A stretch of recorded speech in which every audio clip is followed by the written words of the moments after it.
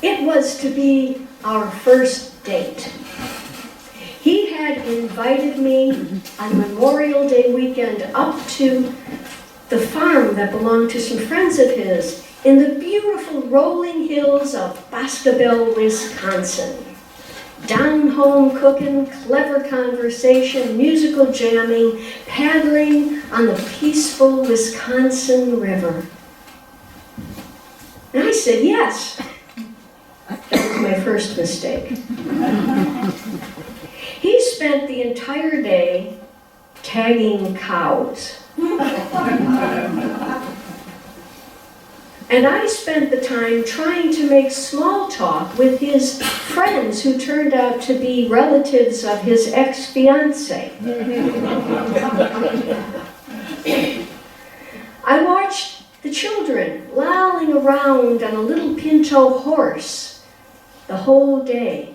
And when my date finally got out of the barn, I said, "Why don't we ride the horses?" And he said, "Sure." So he jumped on the pinto and I jumped on the beautiful silver horse. And that was my second mistake. Never mind that I had not ridden the horse since I was a freshman in high school. Never mind that I really had no equestrian talents whatsoever. Unlike my mother, who rode English saddle in full regalia for many, many years. Never mind that that horse had not been ridden all day and was just pumped with energy. And the horses had only bridles. I foolishly got on that horse bareback. The horse took off at a full gallop. I was told it was an amazing sight. My long blonde hair streaming behind, looking like the silver mane of the horse. Finally, the horse stopped and I slid off. Wow, that was cool. And then I made my worst mistake. I decided to ride some more. So I remounted the horse, and once again, full of vim and vigor, that horse took off at a full gallop down the road. Only this time, I wasn't seated properly. And as the horse ran, I started to slide off, inch by inch. I tried every trick I ever heard my mother mention, to no avail. The horse just kept going. I looked in front of us, and I saw the disker.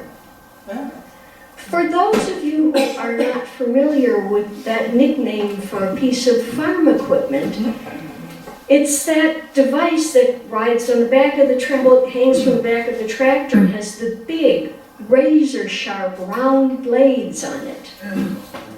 I had calculated my trajectory, and I knew that just about the time we come alongside, I would fall off that horse and be sliced to bits.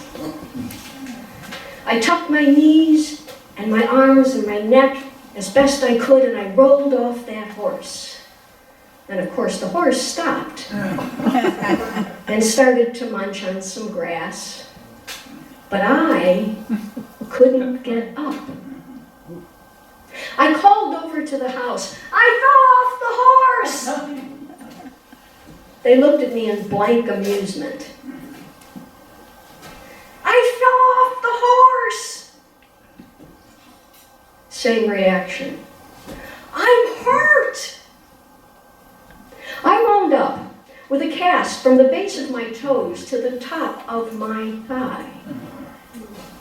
My date was an art student, and one of his friends drew a beautiful carousel in full color on my cast, and right next to it there stood a hayseed in a straw hat and bib overalls with his thumbs under the straps. And he said, "The only horse you ought to ride is on a merry-go-round." And he was right. So the next time somebody tells you to get right back up on that horse, don't.